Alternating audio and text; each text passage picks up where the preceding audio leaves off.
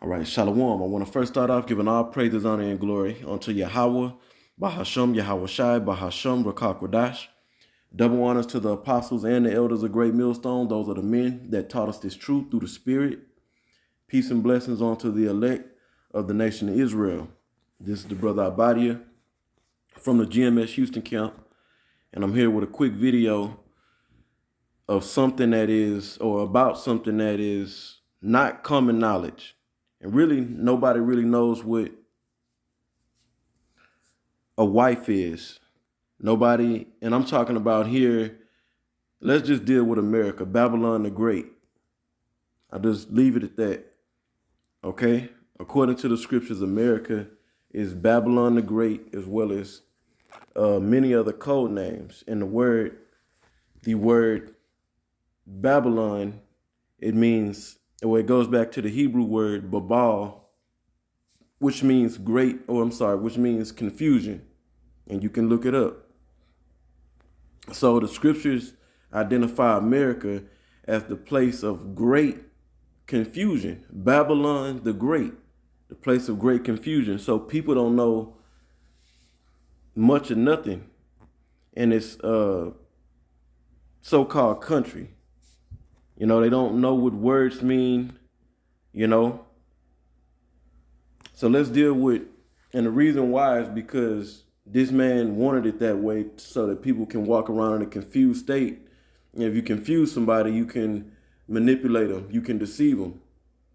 Okay, so nobody knows what the word woman means. They don't know what the word wife means.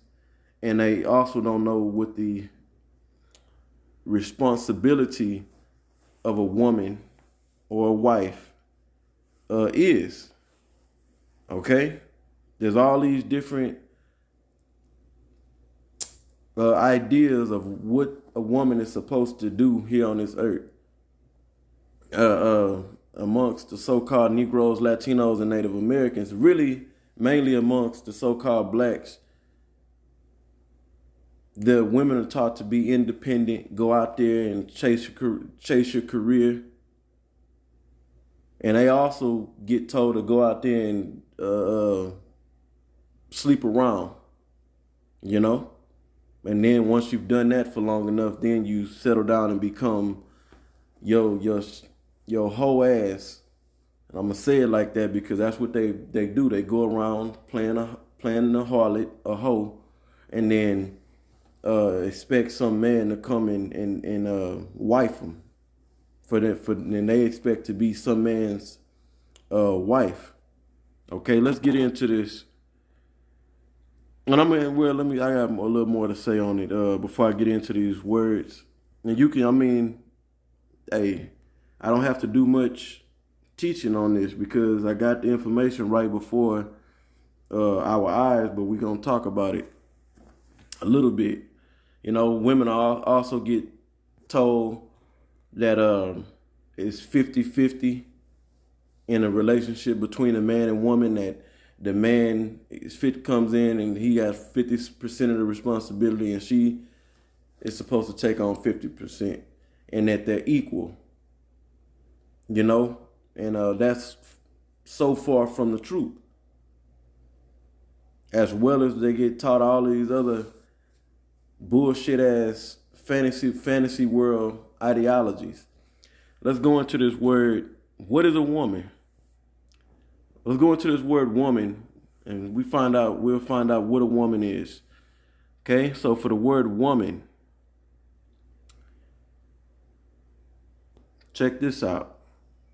It says adult female human, late Old English, women, plural women. It says literally woman, man. Okay, it says alteration of wifman, plural with wifeman, woman. Now check this out. Female servant. See, that's what a woman is a servant. Okay? And her very title defines her responsibility that she's supposed to fulfill on this earth. she is supposed to serve. Serve who? She's supposed to serve her husband. Okay? And we're gonna read a couple of scriptures and then check it out. It says a compound of wife, woman. It says see wife. So we finding out that the word wife and the word woman means the same thing. Because if you go to the word wife, we're gonna click on it. It tells you, first thing, it says Middle English with wife, from Old English with woman, female lady. Says also, but not especially wife. So this is it right here. Woman. By the way, Salakia, this is from the online etymology dictionary, which is a very good tool that we use over here at Great Millstone, you know. So we find out the word wife and the word woman mean the same thing. Just do this. Let's go back. It tells you see wife, right, for the word woman. It tells you the word woman is a female servant. So let's hit a couple of scriptures, or maybe a few scriptures. This is Genesis chapter 2, verse 18. It says, and the Lord Yahweh, God said, and let me check that real quick. Give me a second, Salakia. Yes, that is Yahweh. Just want to make sure.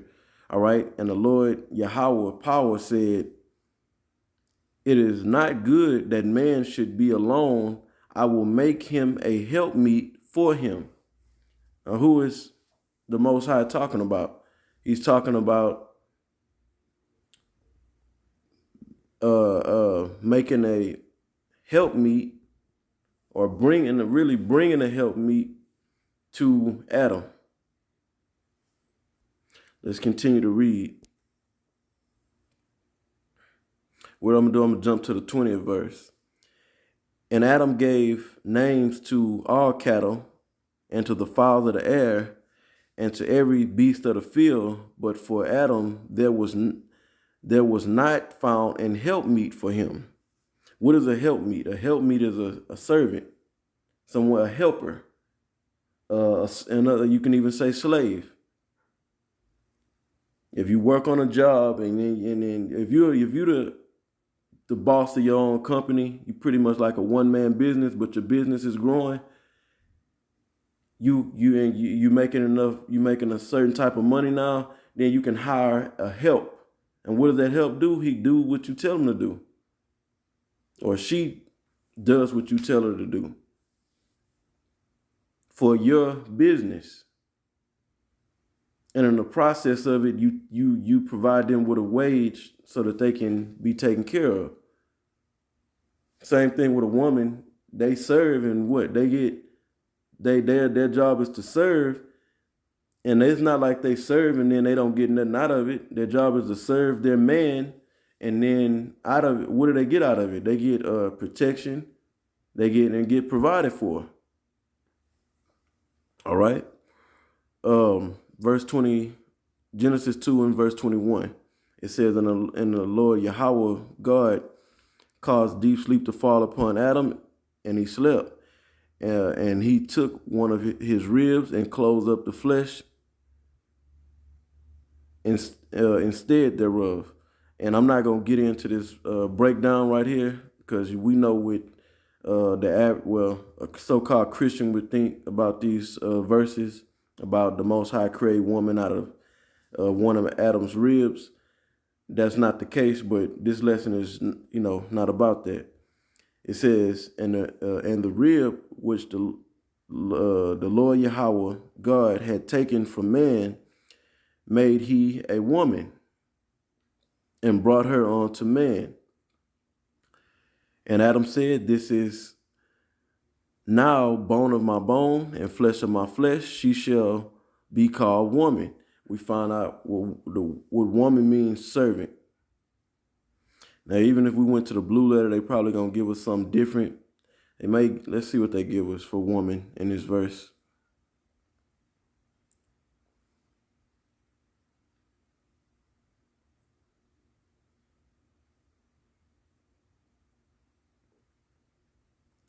Asha, and it's Asha is how you pronounce this. Strong's H802. That's the Strong's number. Asha. It says woman, wife. Check that out.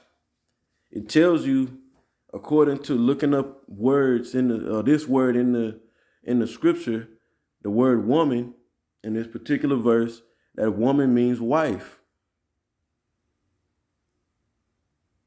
Okay? Woman means wife. And woman means female servant or servant.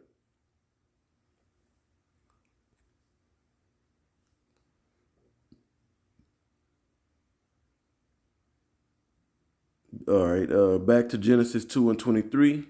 She shall be called woman because she was taken out of man. Let's go down here.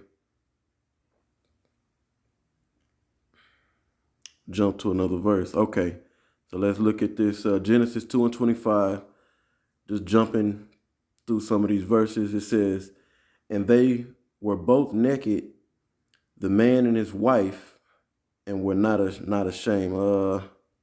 Then it goes into the next chapter. But let's check this out. Let's go to Genesis 3:16 because this also describes the purpose of a woman. Her job is to do what her title defines her as, which is a servant. Right?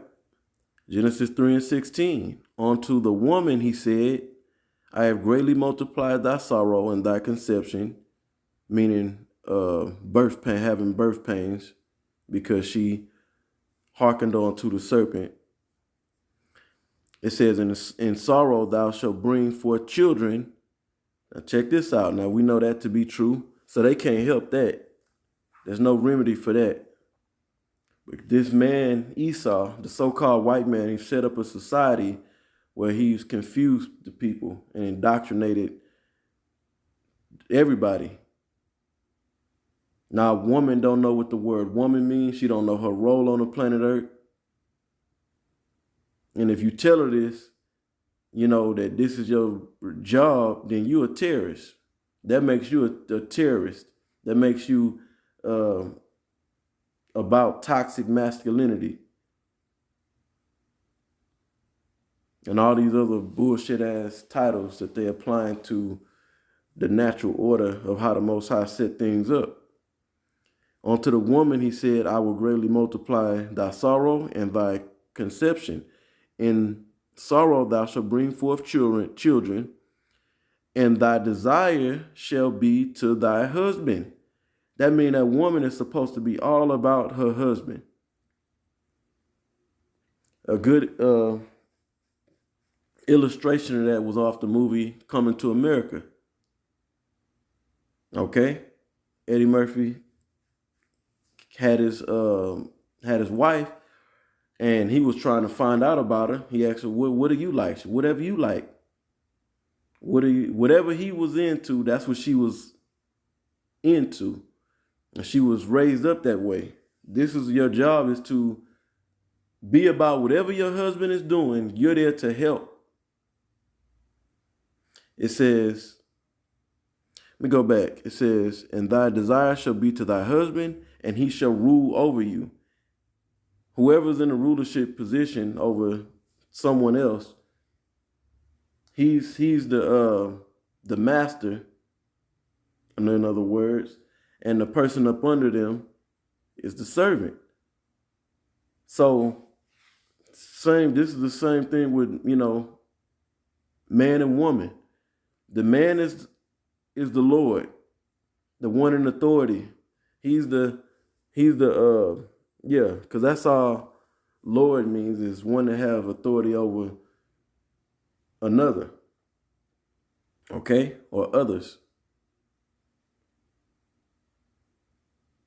So we find out that the woman will have to be the servant. She is the servant, because if the man's ruling over her, then that means she has to do whatever the hell the man says. Now the man is supposed to be operating, Israelite man, according to the laws. So when you say, oh, I got to listen to whatever he say, well, this man is providing for you. He is protecting you. You see, he's making your life comfortable. And we don't have that. We don't have women in this society. We have nothing but whores and women that are bugged out of their damn mind. But the kingdom is coming. Order will be restored to this world. And women are going to be just that. They're going to be women. And they're going to be put in their proper order in this planet.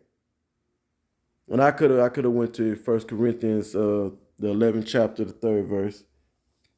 But I'm in this video right here. Woman and wife is the same thing. We hear the apostles talking about it all the time, especially the Apostle Gabar, to my knowledge.